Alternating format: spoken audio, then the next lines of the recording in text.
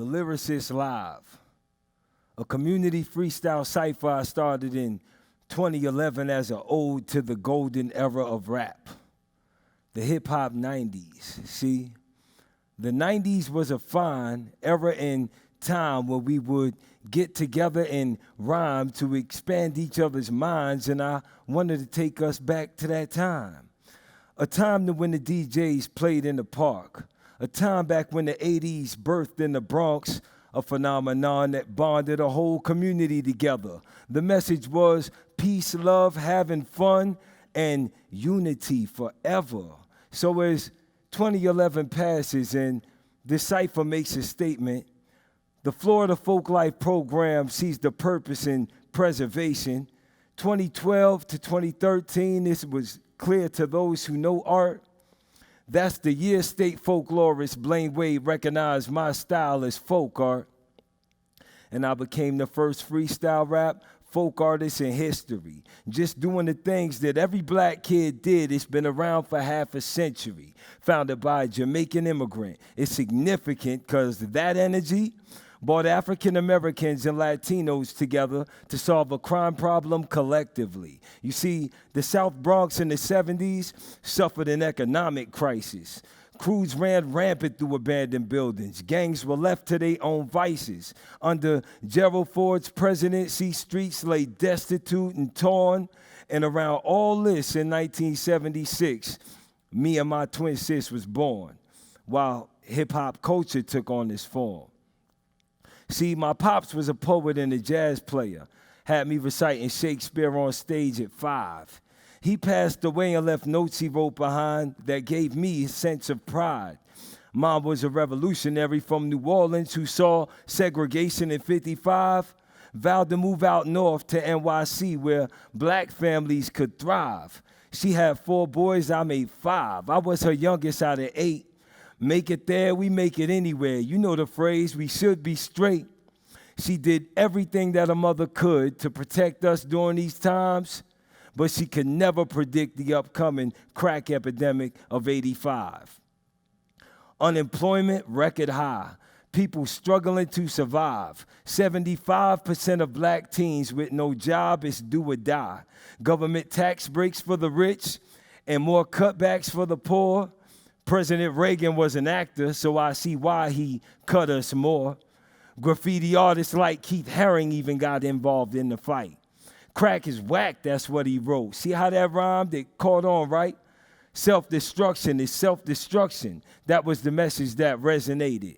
They said just say no to drugs, but messages through art related.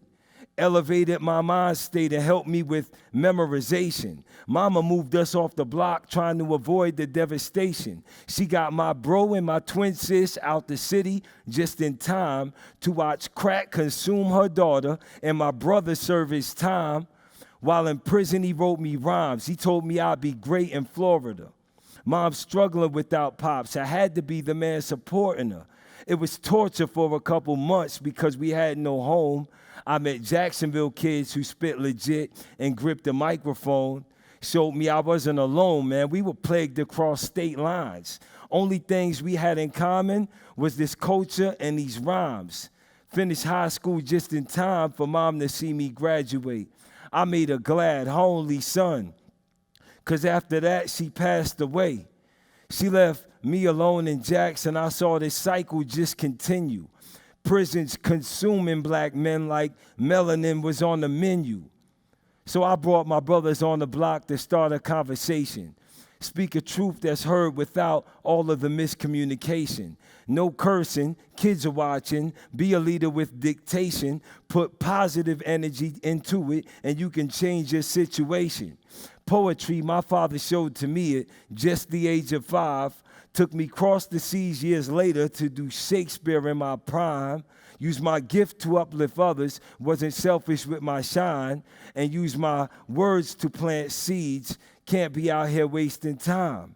That's the message in my story and the purpose in my grind, support the arts, because that's what kept this lyricist alive.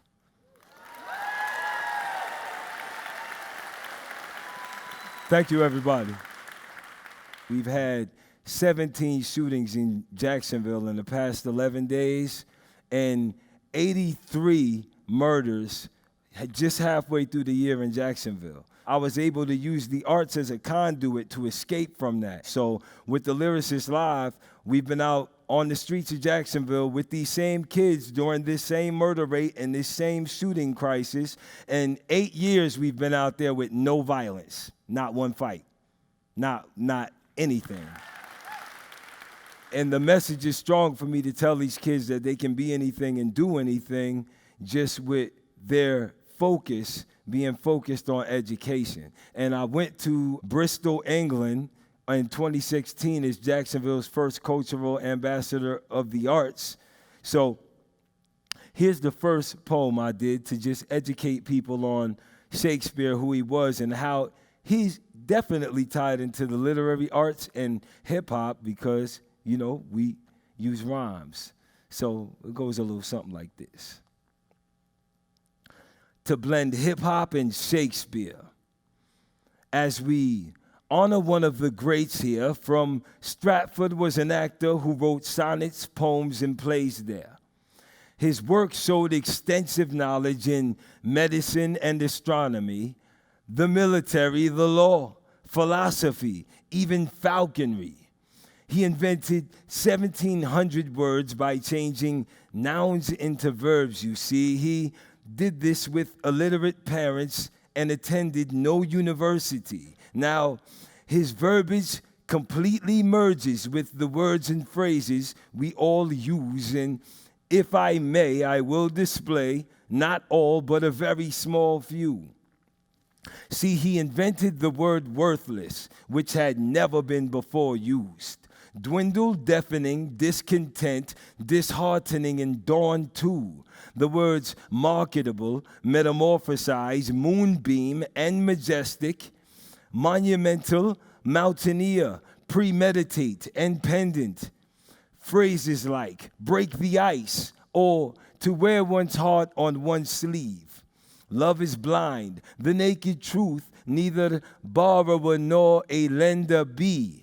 If you're listening to the words I speak and think to yourself that's Greek to me, well, that would be a phrase from William's page from one of his many tragic plays.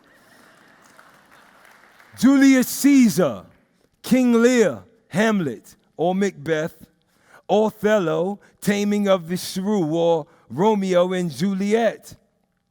From light through yonder window breaks, and shall we not forget that on balconies that scene took place, the kiss that sealed their deaths. It all comes from a glove maker's son, a commoner, near peasant, made us ask to be or not to be, and well, yes, that is the question. Many quotes spark controversy, being there's no circumstantial evidence. Well, even the word circumstantial itself, he's accredited for inventing it. Built edifices brick by brick from words that became sentences. Then stories of love and intrigue led to death of kings by menaces. Many sonnets said inspired by the way humans behave there. So hooray, cheer, TEDxJacksonville. Let us make some noise for Shakespeare. Thank you. Thank you.